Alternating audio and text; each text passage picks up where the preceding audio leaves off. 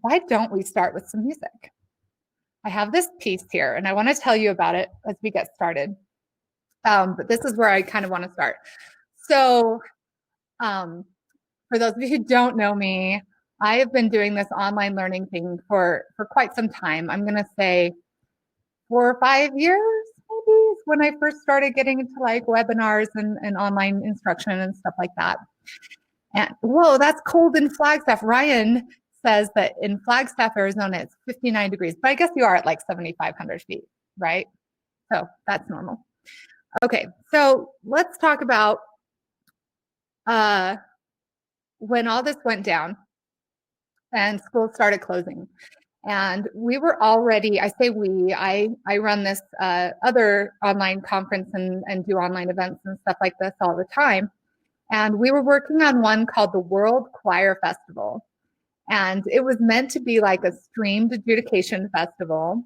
And I wanted to do something special with it. So I decided, this was again 6 months before school started to close down, that I said, we need to do a virtual choir and let's do it using Soundtrap. I was at the National Association for Music Education Conference in Orlando, Florida, and was recording a live podcast at the Soundtrap booth.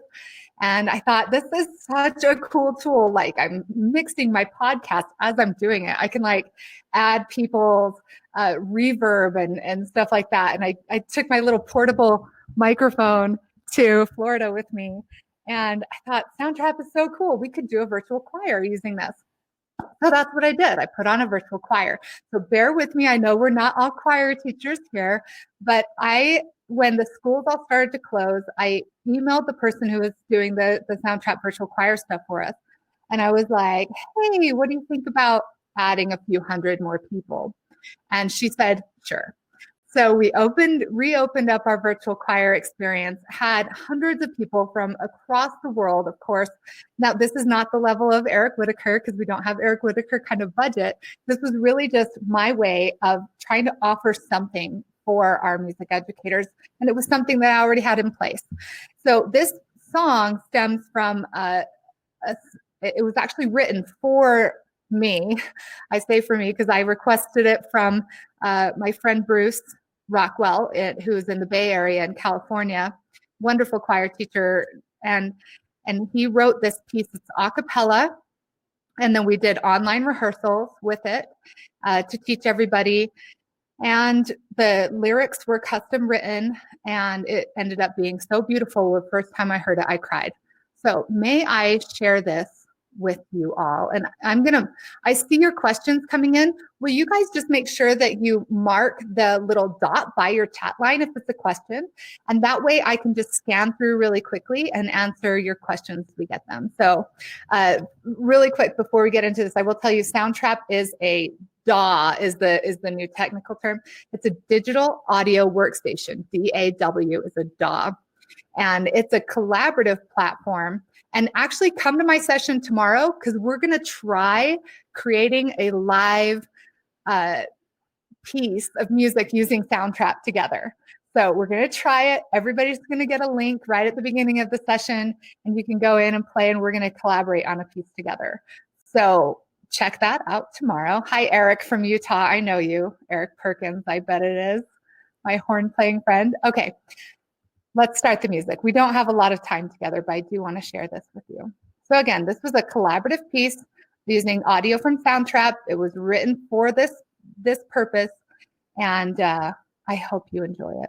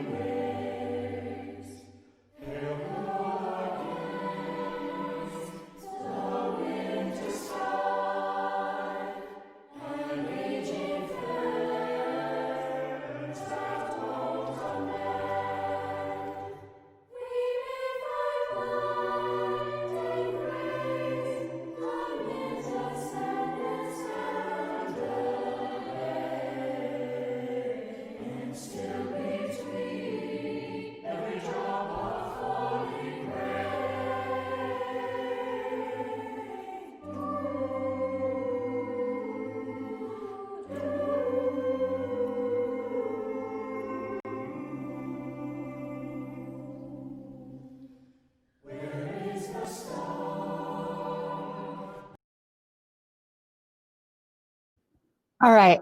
Did you guys like this? I just want to know. Yeah, Tracy Williamson. Yeah, she rocks.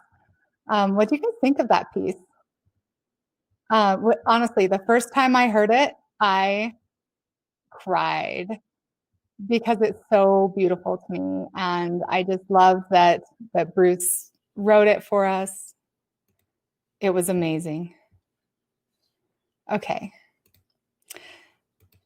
Don't ask what I'm doing right now. Okay, so let's get into my session here. It was beautiful, right? And guess what? That was all recorded, all performed, all written without having anybody in the same room at any time. Okay. Rehearsals were all online. Music distribution was all online. All the recording was all online. And the video was simple because it was a lyric video instead of all of the, screen videos. But we are going to get to that as well. So we've got a ton of content, and I only have about 20 minutes to get through it all. And I want to make sure that we have room and time for questions, because I know you're going to have some.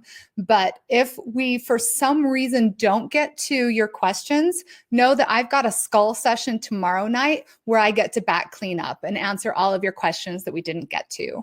And I also have another session tomorrow as well. So if I don't get to your questions, there's plenty of opportunities for us to answer those. So let's hop in.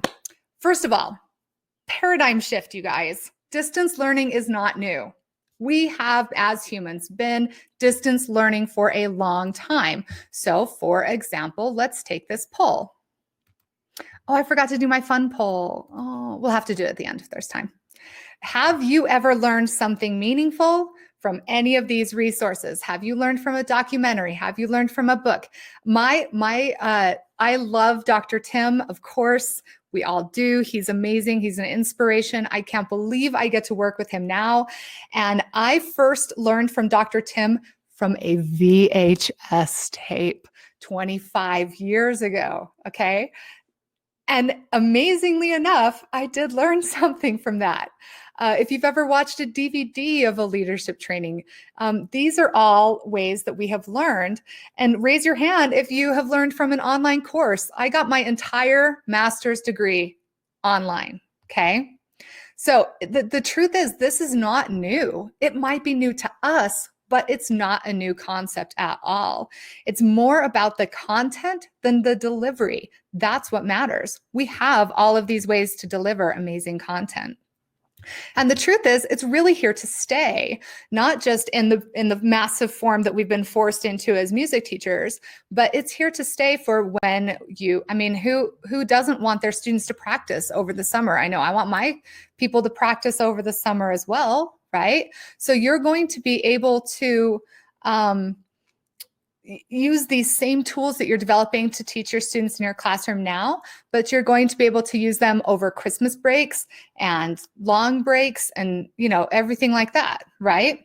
So consider that it's really here to stay. So who am I? Let me make my image a little smaller so you can see my beautiful headshot. It's better anyway. I am an experienced K-8 music teacher. I am a community band director. I'm an author and a podcaster and a columnist. I have an MBA, which is a little weird for a music teacher. And just because I love you guys, I'm going to give you my book. So click the offer and grab my book, one of my 3 books that I've written.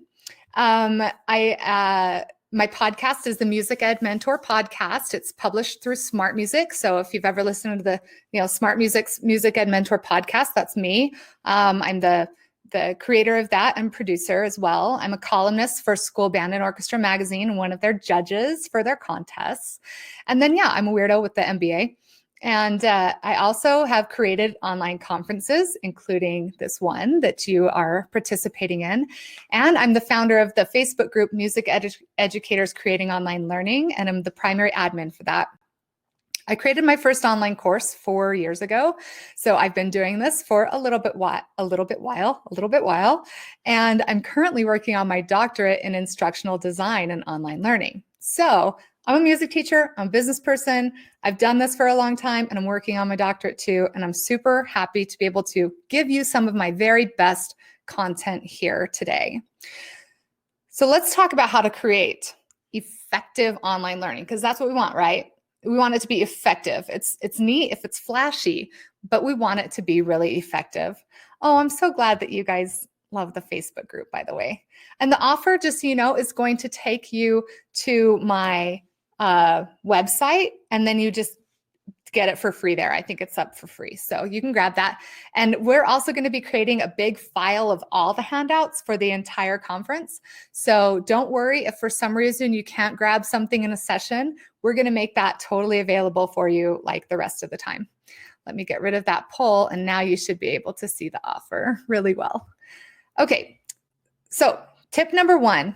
This is my favorite instructional design model. This is called backward design. And this should not be something new for us as music teachers. We've done this every single time that we've come up with a lesson plan. We start with the objectives, and then we go, how will I know that they know it? And then we go, how do I teach it to them so that they get to the point where I can test them so that I know that they know it, right? So this is something that isn't new to us, or it shouldn't be. And so we just need a refresher, right? Because we see all these cool things that we can do online, and we kind of get distracted in the minutia without remembering that the most important thing is those outcomes that our students need to have. So what is it that they need to know? How will you know that they know it? And then start with how will you deliver that knowledge to them? You probably have a wealth of resources at your fingertips now. I know if you're in the Facebook group with 42,000 other music educators that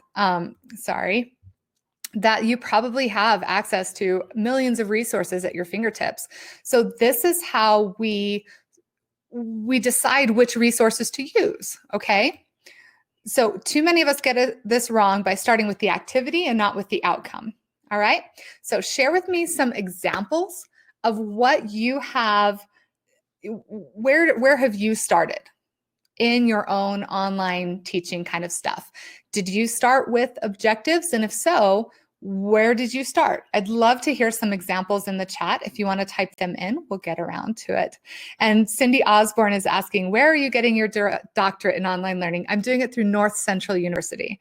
It's don't be surprised, it's an entirely online program, okay? Will these slides be made available? Peter is asking, will these slides be made available? I haven't decided yet. Let me know if you want them. I'll consider it. And John is asking, Elisa, will we get polls? Nope, the polls don't save. Sorry about that. So let's talk about tip number 2 for creating online learning, right? Number 1 is backward design. What you're creating needs to be, and I cannot stress this enough, student-centered. That means, for those of you who aren't familiar with this term student-centered that gets thrown around all the time now, is it needs to be about what you want, not what you want, what they want. It should be about what they want and not what you want. So these are 2 students who actually happen to be the same student. The little flute piccolo player is my daughter, and so is the tuba player. So think about your students in mind. You can even ask them, what is it that you want to learn? What music do you want to do? Do you guys want to do a collaborative ensemble video project? Do you guys want to learn like a project about Javanese gamelan or whatever? So ask them what it is that they want, and then pick music and stuff that works for them that they are going to enjoy. If you do it student-centered and they enjoy it, then you're not going to have to motivate them as much. You're not going to have to worry as much about them participating because they will participate. Okay. And kind of going along with that, focus on non-ensemble areas. If you're a strong ensemble teacher, band director, orchestra director, think about all of those other ways that you can still create good musicians who listen, who create, who respond, who appreciate the aesthetic qualities of music. All of those can be taught in other ways as well. So we have some great answers to what you guys have been doing. Peter says, my teaching online has been basically individual lessons for every single kid. I had students create their own goals and basically provided materials and guidance to reach it. That's awesome. And we're going to get to that as well. We also have John says, yes, I would love the slides. Ashley says, I would love to look over the slides. Oh, you guys, you're so awesome. Okay, so focus on non-ensemble areas and really stretch yourselves. Now, if you could give one example of how you have in some way created student-centered learning. Have you selected different repertoire? Have you opened yourself up to doing digital music and online music? Have you done a virtual band, virtual orchestra project? Candace says, I changed my focus from group instruction to individual instruction when we went online. Brilliant, brilliant. And you're going to build stronger musicians that way too, okay? Number 3, okay, so remember number 1 is backward design. Number 2 is to keep it student-centered, so do stuff that they want to do. And number 3 is project-based, okay? So instead of being task-based, where you're grading on like their practice log all of the time, instead, think about what is their practice going to? What could this project look like? And that's why I love these virtual choir videos, virtual band videos. I know that they're difficult. There are ways to get around that, like with the virtual ensemble experience. There's a company that's actually GPG Music Publishing is actually doing that. So you can look stuff up like that, or get a high school student who's crafty with video and get them to help figure it out. So Jennifer says that she got students to choose their own final solos with a particular difficulty category on Smart Music. That's great, letting students choose. Cecilia says, we had a virtual coffee house. I love that. Karen Clark says, in Soundtrap, select some pop music. She found the karaoke vocal and wrote out the clarinet part, and now we play Billie Eilish. Yes, I love that. Cindy Osborne does Bitmoji stuff in her classroom. That's great. That lets them have their own voice in the game. All right, so now tell me, what kind of projects have you guys been doing? Can you see how I'm drawing out this collaborative effort from you guys? What projects have you been doing? We were going to do this, but I think we don't have time for it today. So I'm going to save this one for the skull session tomorrow. We're actually going to all get on a Google Drive project and work on it together. So be sure to come to my skull session tomorrow, and we will be able to do that. Or if you want to try it out, here it is. You guys should be able to click through and start adding your own ideas to this collaborative project. And I wrote this out just as an idea, for example, an exploration of pentatonic music. Think about what can you do with the pentatonic scale, right? You can get them to learn to play it. You can have them compose and then play their own flute song with it. You can have them figure out how many songs they can find that use the pentatonic scale. There's lots of options, from almost the entire soundtrack to the movie Mulan to Taylor Swift uses a lot of pentatonic scale stuff. So you could do this whole project, have them compose pentatonic scales in pentatonic scale pieces in Google, Chrome Music Lab. It's awesome. Okay, so you've got all of these great options, and keeping it project-based will keep it relevant for them as well. So let's take a look at this other video. Again, this was one that as soon as schools started to close, I went on the offensive almost and said to my good friend Steve Martin at GPG, can you give us a band piece? We're going to do this thing. We're going to show that it works, and we're going to test things out this whole way. So enjoy this short virtual band video. And while you're watching, your assignment is to come up with as many objectives as you can of what your students would learn by doing a collaborative project like this. Okay, so what objectives can you assign them to do a project like this?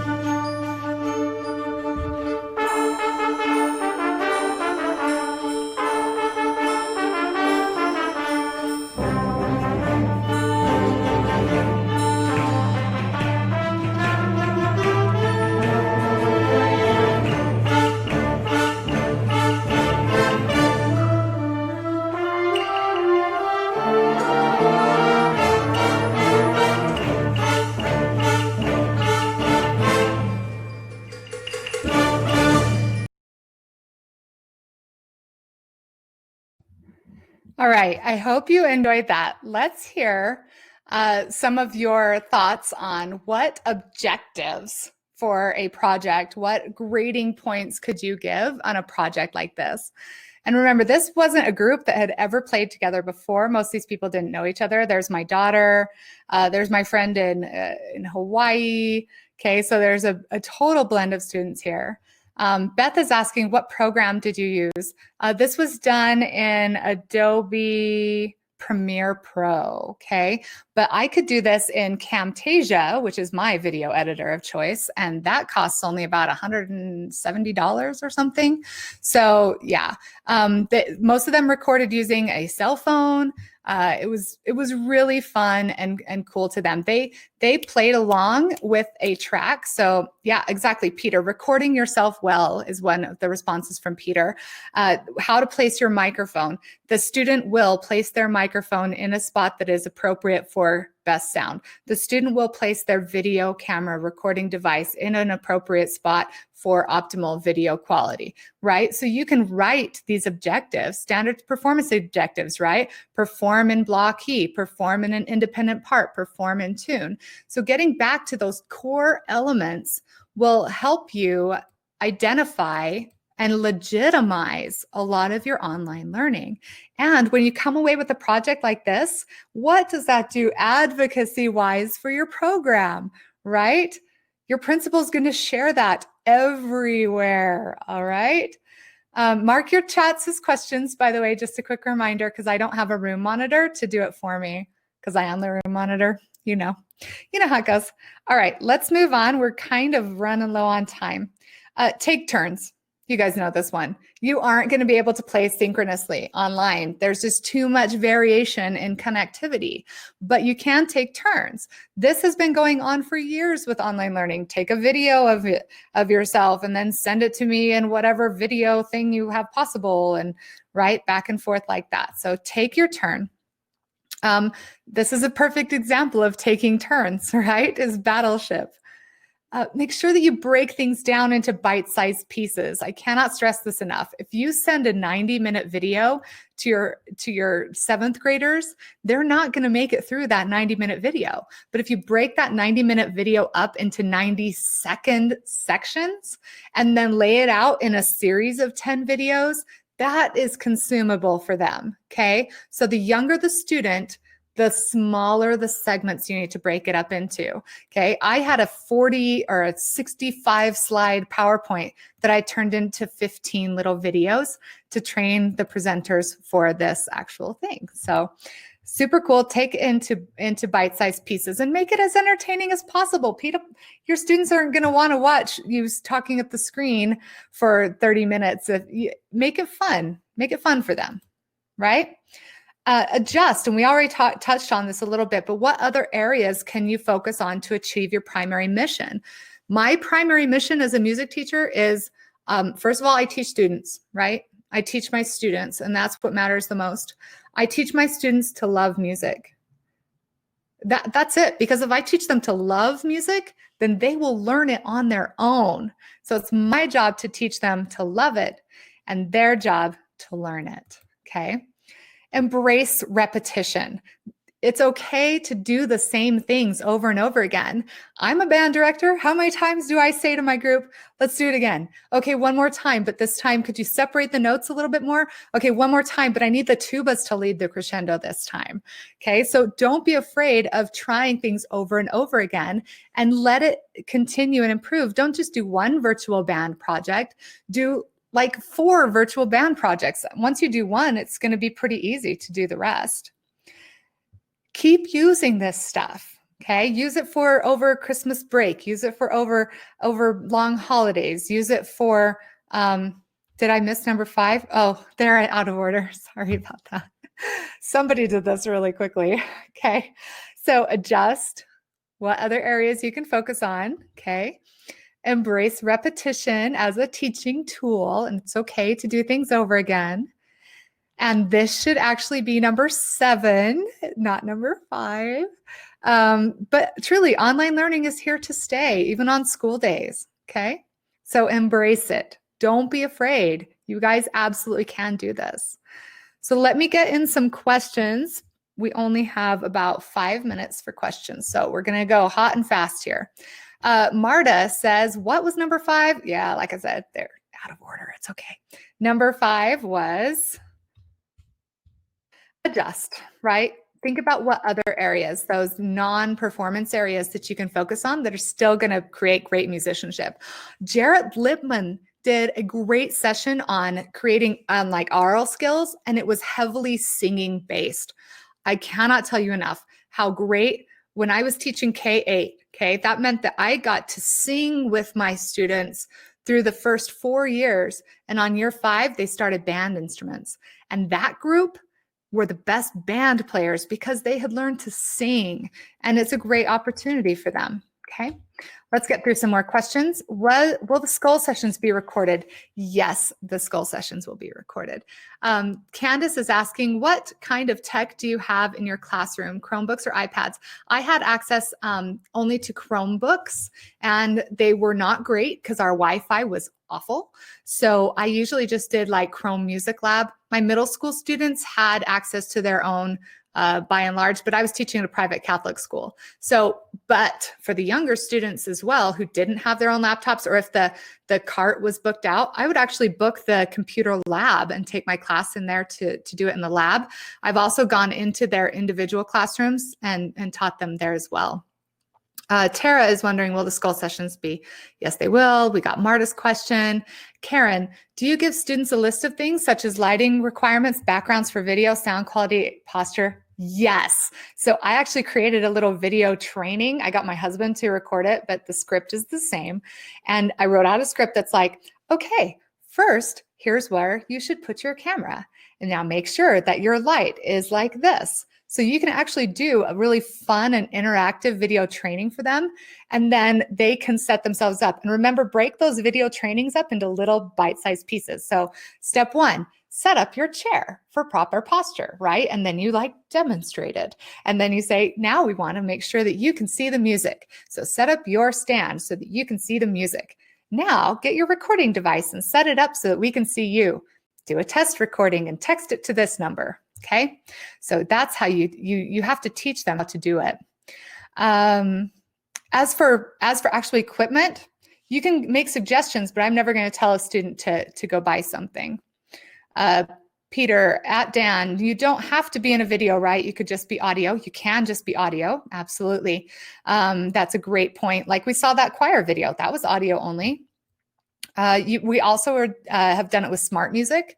Smart Music records your kids, right? So you can do it using Smart Music to practice and then have them send a recording and just pull the audio only. Ryan asked what program was used to fit this all together. So that one actually was 2 parts. We did the audio in, I think it was Adobe Audition, but there's really any of those DAWs, those digital audio workstations. Pull the audio into there. We did it by sections. So it's like flute audio, combine, clarinet audio, combine, export, right? So then in your video editor program, your audio is already ready to go and it should sync up. Just make sure that you give them like a big way to sync it all up together at the beginning. That's why we also have a video that they record along to, right? Okay, now it's time for you to record. Go ahead and have a seat. Now make sure that your music's video, let's do a test recording first, okay? You coach them through it every step of the way. Kate's asking, I teach elementary music and use Quaver, created online lessons through through that website. Quaver's an amazing tool, and they actually have like a K-8 or K-12 curriculum now through Quaver. So you can definitely look into that. I thought it was affordable for my school, but you might want to check into it yourself. And they do like a 30-day free trial, I think is what Quaver's at. I think that's all of your questions. So write down my email address here. Catch my session tomorrow. We're going to talk about more specific tools. I'm going to show you some of my favorite online learning tools and tools to create online learning, like Camtasia and Snagit, and there's a bunch of them. Anyway, so session tomorrow, also the skull session in the evening. You can check out my podcast. My podcast is very non-pedagogy. All right. What I mean by that is we cover all like the business side of music education and less of the actual in classroom stuff. So, the stuff you didn't learn in college, you guys, that's what we cover on the podcast. You can also find me on Facebook. Of course, I'm the admin of that big music educators creating online learning groups. That's a way that you can find me. And hopefully you got my book. They're also available on Amazon if you're into that kind of thing. I'm also on Instagram, and I have tons of stuff on YouTube as well. Paul says Chromebook audio is terrible. Is there an expensive microphone you would recommend? Yeah. This tends to work pretty well. I'm not using it right now. Primarily, I'm using my Yeti microphone, which gives me much more depth of sound. But quite honestly, this works best. Scott's asking, oh, Greg, can you shoot me that video? Good call. I love that you guys are helping each other out. Rhonda said, can you send your book offer again? Yes, I would love to send you my book offer again. And like I said, we're working on getting everybody's offers all together in one file for you. So if you don't get it now, you're going to get it after the conference as well. So we're going to give you all kinds of goodies. You're just absolutely going to die for it. Corinne says, can you please repeat step 7? Sure, buddy. Use it. Use online learning. Use it when you're not in the classroom or don't have the opportunity to be in the classroom, okay? And the name of my podcast, again, is the Music Ed Mentor Podcast. Music Ed Mentor Podcast. It's pretty popular. Oh, it's all right. So you might want to check that out. Also, I do pretty regularly do webinars like this, often for music education organizations. So if you have a state organization that wants me to come on and do some kind of online learning based workshop or webinar, I'm happy to do it. I have my own webinar system actually. So I'm happy to get that set up. If your state organization or your bandmasters organization wants me to do a presentation for your organization, I'm happy to do that. And we can talk about what topic would work best, even if it's like a collaborative session, we do those as well. So this has been absolutely amazing. Thank you all for your great, let me get back to the end here, for your great interactivity. I hope you continue to enjoy CSI Connect. It has absolutely been a wonderful experience for me to get to be able to facilitate all of this and help fulfill my own personal mission of online learning for music educators. That is my mission, is professional development that's 100% accessible and affordable. And Conn-Selmer has stepped up to make that happen for you. So big thanks to all of them. You are all so wonderful. I hope you enjoy the rest of the conference.